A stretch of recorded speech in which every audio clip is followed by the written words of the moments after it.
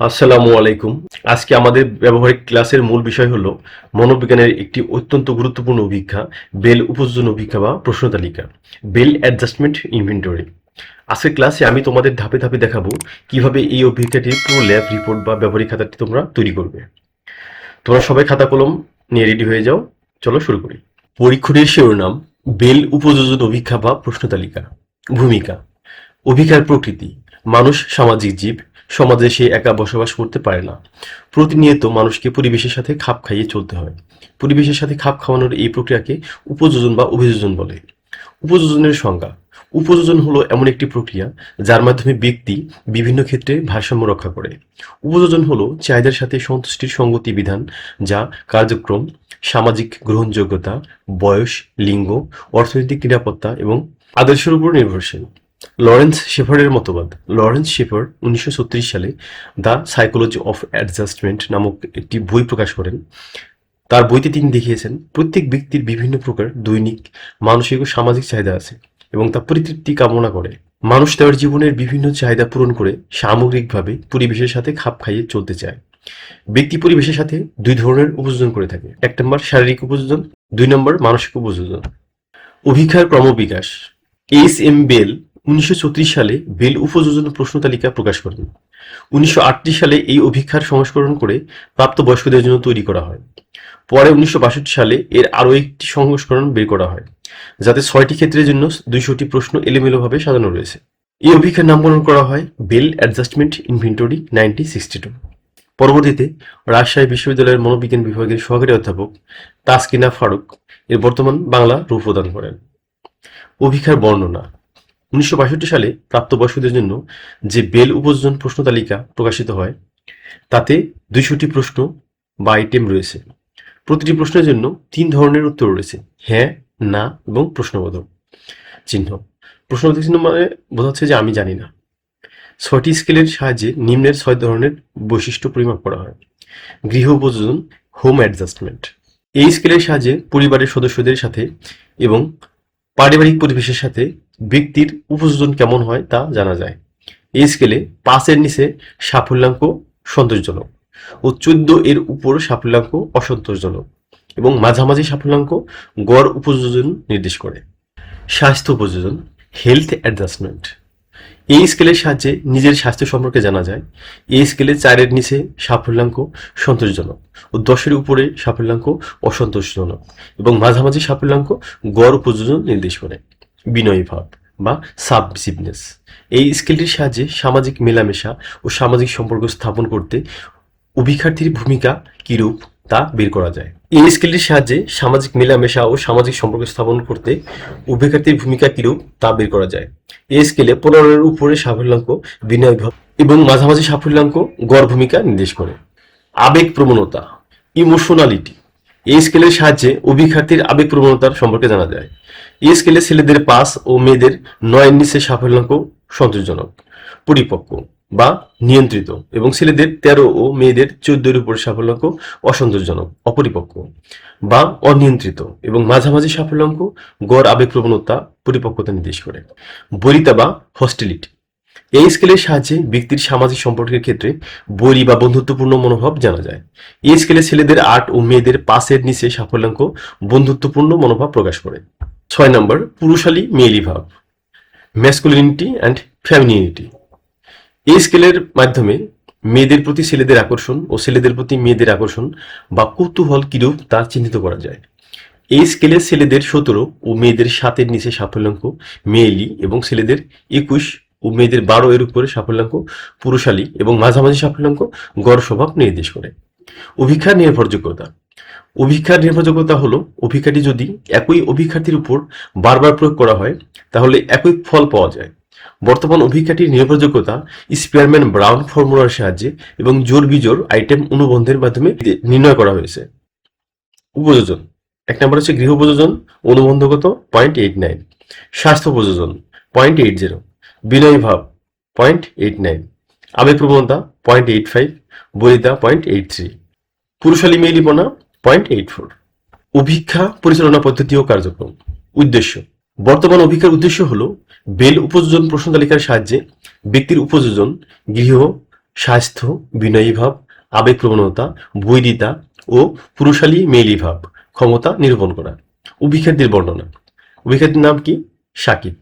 আমি একটা নাম দিয়ে দিছি, তোমরা তোমাদের যে অভিখ্যাতি থাকে তার নামটা তোমরা দিয়ে দিও। বয়স, তার বয়স যা সেটা লিখবা। লিঙ্গ, ছেলে হলে ছেলে মানে পুরুষ, আর মেয়ে হলে অবশ্যই মহিলা লিখবে। শিক্ষাগত যোগ্যতা, তাকে জিজ্ঞেস করবে তার শিক্ষাগত যোগ্যতা কি, সেটা লিখবে। আর্থসামাজিক অবস্থা, তার যেটা আর্থসামাজিক অবস্থা সেটা লিখবে। অভিজ্ঞার উপকরণ। অভিজ্ঞা পুস্তিকা 200টি প্রশ্ন সংবলিত। মানে আমাদের কি কি অভিজ্ঞা করতে যে উপকরণগুলো লাগে। 2 নম্বর স্কোরিং কি, 6টি। টেমপ্লেট। 3 নম্বর হচ্ছে উত্তরপত্র। 4 নম্বর হচ্ছে ম্যানুয়াল। 5 নম্বর একটি প্রতিবেদন ছক। 6 নম্বর কাগজ, কলম ও পেন্সিল। পরীক্ষণকাল, তারিখ, যে তারিখে তোমরা প্র্যাকটিক্যালটা করেছো সেই তারিখটা দিয়ে দিবা। সময়, যে টাইমে তোমরা প্র্যাকটিক্যাল করেছো সেই সময়টা দিয়ে দিবা। স্থান, মনোবিজ্ঞান গবেষণাগার, ডক্টর মালিকা কলেজ লেখা আছে, তোমরা তোমাদের যে কলেজ সেই কলেজের নামটা লিখে দেবে এখানে। অভিজ্ঞতার প্রতি নির্দেশনা। প্রিয় সাকিব, আপনি এই চেয়ারে আরাম করে বসেন। মনোবিজ্ঞানের একটি অভিজ্ঞায় সহায়তা করার জন্য আপনাকে এখানে আনা হয়েছে। এখানে আপনাকে কি কি করতে হবে আমি তা বলছি, আপনি আমার কথা মনোযোগ দিয়ে শুনুন। আপনার সামনে একটি পুস্তিকা আছে, এতে 200টি প্রশ্ন আছে। এই প্রশ্নগুলোর উত্তর সততার সাথে চিন্তা করে দিলে আপনি আপনার ব্যক্তিত্ব সম্পর্কে অধিকতর উপলব্ধি করতে পারবেন। এখানে সঠিক বা ভুল উত্তর বলে কিছুই নেই। আপনার জন্য যে উত্তরটি প্রযোজ্য বলে আপনি মনে করেন আপনি সেই উত্তরটি দেবেন। প্রতিটি প্রশ্নের জন্য 3 ধরনের উত্তর রয়েছে, যথা হ্যাঁ, না এবং প্রশ্নবোধক অর্থ আমি জানি না। প্রতিটি উত্তরের জন্য ছোট বৃত্ত রয়েছে। আপনার উত্তর অনুযায়ী নির্দিষ্ট বৃত্ত কালি দিয়ে ভরাট করবেন। কোনো প্রশ্নের জন্য যখন নিশ্চিতভাবে হ্যাঁ বা না কোনোটাই বলতে পারছেন না, শুধু তখনই প্রশ্নবোধক চিহ্ন ঘরটি ভরাট করবেন। আপনি যদি পিতামাতার সাথে বসবাস না করেন, তবে যাদের সাথে বসবাস করেন তাদের প্রেক্ষিতেই পিতামাতা সম্পর্কিত উত্তর দিবেন। কাজটি যথাসম্ভব তাড়াতাড়ি করার চেষ্টা করবেন। আশা করি আপনি নিশ্চয়ই আমার কথা বুঝতে পেরেছেন। এবার শুরু করা যাক। কার্যক্রম। বর্তমান অভিজ্ঞাটি পরিচালনার জন্য একজন পূর্ণবয়স্ক পুরুষ ব্যক্তিকে গবেষণাগারে আনা হয়েছিল। অভিজ্ঞাটি কিভাবে করতে হবে তা তাকে বুঝিয়ে দেওয়া হয়েছিল। অভিজ্ঞাটির সামনে একটি পুস্তিকা ছিল। এই পুস্তিকায় 200টি প্রশ্ন ছিল। প্রতিটি প্রশ্নের জন্য অভিজ্ঞার্থীর উত্তরের ধরন ছিল হ্যাঁ অথবা না অথবা প্রশ্নসূচক। তার মানে হচ্ছে কি, প্রশ্নসূচক যদি থাকে তার মানে আমি জানি না। কাজটি সে যথাসম্ভব দ্রুত করার চেষ্টা করেছিল। কাজ শেষে অভিজ্ঞার্থীর কাছ থেকে মন্তব্য লিখে নিয়ে তাকে ধন্যবাদ জানিয়ে বিদায় দেওয়া হয়েছিল। অভিজ্ঞা শেষে সাফল্যাঙ্ক নির্ণয় করা হয়েছিল। 6টি উপযোজনের জন্য আলাদা স্কোরিং কেই আছে। এই স্কোরিং কেই ছিদ্র করা আছে। উত্তরপত্রের উপর প্রতিটি স্কোরিং কেই আলাদাভাবে স্থাপন করে প্রত্যেকটি বিষয়ের আলাদা সাফল্যাঙ্ক বের করা হয়েছিল। পরে ম্যানুয়ালের মাধ্যমে অভিজ্ঞার্থীর ব্যক্তিত্বের উপযোজনমূলক বিশেষ দিকগুলো, মান ও সাফল্যাঙ্ক এবং তার শতমিক অবস্থান নির্ণয় করা হয়েছিল। ফলাফল, ফলাফলচক, উপযোজন, মূল সাফল্যাঙ্ক, শতমিক অবস্থান, বর্ণনা। উপযোজন আমরা জানি যে 6টা উপযোজন: গৃহ উপযোজন, স্বাস্থ্য উপযোজন, বিনয়ী ভাব, আবেগ প্রবণতা, বৈরিতা, পুরুষালী, মেলি ভাব। মূল সাফল্যাঙ্ক দেওয়া আছে, শতমিক অবস্থান দেওয়া আছে, যে সাফল্যাঙ্ক যা আসছে তার শতমিক অবস্থান কত, মানে একটা পার্সেন্টাইল শিট আছে, ঠিক আছে, নরম শিট, ওইখান থেকে তোমরা দেখে নিও। আমাদের যে অভিজ্ঞাটি, যার উপর অভিজ্ঞাটি অ্যাপ্লাই করবা তার মূল সাফল্যাঙ্ক কত আসে সেটা দেখবা। তারপরে তোমরা ওই সাফল্যাঙ্ক অনুযায়ী কি করবা, তার শতমিক অবস্থানটা, তোমাদের নরম শিটে যে শতমিক অবস্থান আছে এই সাফল্যাঙ্কের, তার পাশেই বর্ণনা দেওয়া আছে কোন লেভেলে আছে, ওইটা তোমরা এখানে উল্লেখ করে দিবা। ভালো, স্বাভাবিক, বন্ধুত্বপূর্ণ, পুরুষালী ভাবাপন্ন, যেটা পাবা ওইটাই দিবা, মানে এই শতমিক অবস্থানের উপর বেস করে। আলোচনা ও উপসংহার। বর্তমান অভিজ্ঞতার উদ্দেশ্য হলো বেল উপযোজন প্রশ্ন তালিকার মাধ্যমে ব্যক্তির উপযোজন ক্ষমতা, গৃহ, স্বাস্থ্য, বিনয়ী ভাব, আবেগ প্রবণতা, বৈরিতা ও পুরুষালী মেয়েলি ভাব, ক্ষমতা নিরূপণ করা। অভিজ্ঞায় অভিজ্ঞার্থীর সাকিবের প্রাপ্ত সাফল্যাঙ্ক ওই সকল বিষয়ের উপযোজন নিম্নরূপ। গৃহ উপযোজন, গৃহ উপযোজনের ক্ষেত্রে ব্যক্তির সাফল্যাঙ্ক 2 এবং শতমিক অবস্থান হচ্ছে 22। প্রাপ্ত সাফল্যাঙ্ক অনুযায়ী ব্যক্তির গৃহ উপযোজন ভালো। স্বাস্থ্য উপযোজন, স্বাস্থ্য উপযোজনের ক্ষেত্রে ব্যক্তির সাফল্যাঙ্ক 6 এবং শতমিক অবস্থান 52। প্রাপ্ত সাফল্যাঙ্ক অনুযায়ী ব্যক্তির স্বাস্থ্য উপযোজন স্বাভাবিক। বিনয়ী ভাব, এক্ষেত্রে ব্যক্তির সাফল্যাঙ্ক 16 এবং শতমিক অবস্থান 79। প্রাপ্ত সাফল্যাঙ্ক অনুযায়ী ব্যক্তির বিনয়ীভাব স্বাভাবিক। আবেগ প্রবণতা, এক্ষেত্রে ব্যক্তির সাফল্যাঙ্ক 8 এবং শতমিক অবস্থান 56। প্রাপ্ত সাফল্যাঙ্ক অনুযায়ী ব্যক্তির আবেগ নিয়ন্ত্রণ ক্ষমতা স্বাভাবিক। বৈরিতা, এক্ষেত্রে ব্যক্তির সাফল্যাঙ্ক 5 এবং শতমিক অবস্থান 19। প্রাপ্ত সাফল্যাঙ্ক অনুযায়ী ব্যক্তির এ বিষয়ের উপযোজন বন্ধুত্বপূর্ণ। পুরুষালী মেয়েলি ভাব, এক্ষেত্রে ব্যক্তির সাফল্যাঙ্ক 23 এবং শতমিক অবস্থান 66। প্রাপ্ত সাফল্যাঙ্ক অনুযায়ী ব্যক্তি পুরুষত্বের অধিকারী। সারসংক্ষেপ, বেল উপযোজন প্রশ্ন তালিকার মাধ্যমে ব্যক্তির উপযোজন ক্ষমতা, গৃহ, স্বাস্থ্য, বিনয়ীভাব, আবেগ প্রবণতা, বৈরিতা ও পুরুষালী মেয়েলি ভাব ক্ষমতা নিরূপণ করার জন্য বর্তমান অভিক্ষা প্রণয়ন করা হয়েছে। এই উদ্দেশ্যে অভিক্ষা পরিচালনার জন্য একজন পূর্ণবয়স্ক পুরুষ অভিক্ষার্থীকে গবেষণাগারে আনা হয়েছিল। প্রাপ্ত ফলাফল হতে দেখা যাচ্ছে যে অভিক্ষার্থীর গৃহ উপযোজন ভালো, স্বাস্থ্য উপযোজন স্বাভাবিক, বিনয়ীভাব স্বাভাবিক, আবেগ প্রবণতা স্বাভাবিক, বৈরিতা উপযোজন বন্ধুত্বপূর্ণ এবং পুরুষালী মেয়েলি ভাব উপযোজনের ক্ষেত্রে তিনি অতি পুরুষত্বের অধিকারী। এখন আসি সহায়ক গ্রন্থাবলী। আমরা কোন বইয়ের হেল্প নিলাম এই প্র্যাকটিক্যালটা করতে? আহমেদ মুজ্জুর এবং নুরুল্লাহ মোহাম্মদ, পরীক্ষাগার মনোবিজ্ঞান, রাজশাহী, 1987।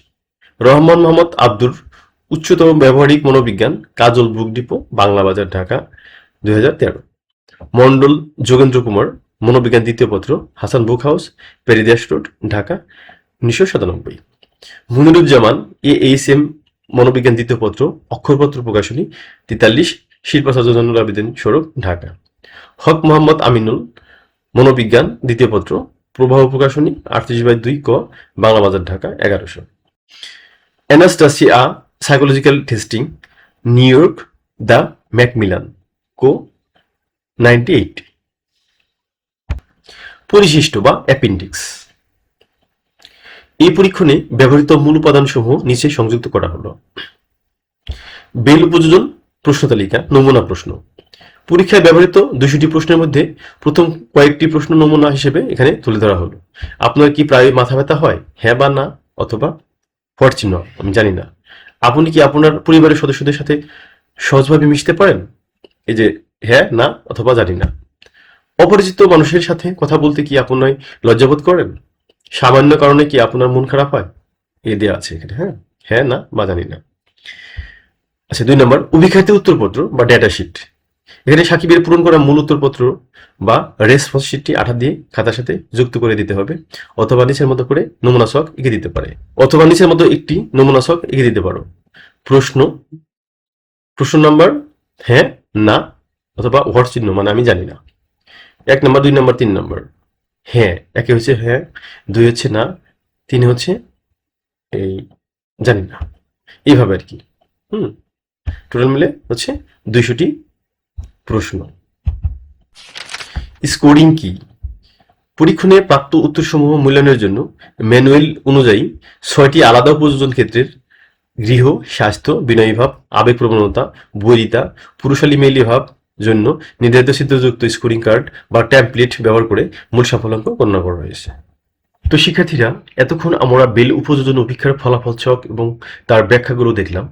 আমাদের আজকের নমুনা অভিক্ষার্থী সাকিবের ফলাফল বিশ্লেষণ করে আমরা দেখলাম যে তার গৃহ উপযোজন ভালো, বৈরিতা বন্ধুত্বপূর্ণ এবং বাকি ক্ষেত্রগুলো স্বাভাবিক এসেছে। ল্যাব খাতাটি শেষ করার জন্য তোমাদের রিপোর্টের একদম শেষ পৃষ্ঠায় 2টি জিনিস অবশ্যই যুক্ত করতে হবে। একটি হলো সারসংক্ষেপ এবং অন্যটি হলো সহায়ক গ্রন্থাবলী বা রেফারেন্স বুকসের তালিকা। এর ঠিক পরে থাকবে পরিশিষ্ট বা অ্যাপেন্ডিক্স, যেখানে তোমরা মূল উত্তরপত্রটি আঠা দিয়ে যুক্ত করে দিবে। আশা করি তোমরা সবাই বুঝতে পেরেছো কিভাবে ল্যাব খাতার প্রতিটি পেজ সাজাতে হয়। তোমাদের যদি কোনো বানান বা ছক সাজানো নিয়ে প্রশ্ন থাকে তবে এখনই বলতে পারো। সবাইকে ধন্যবাদ। আজকে ক্লাসটি এখানে শেষ করছি। আল্লাহ হাফেজ, আসসালামু আলাইকুম।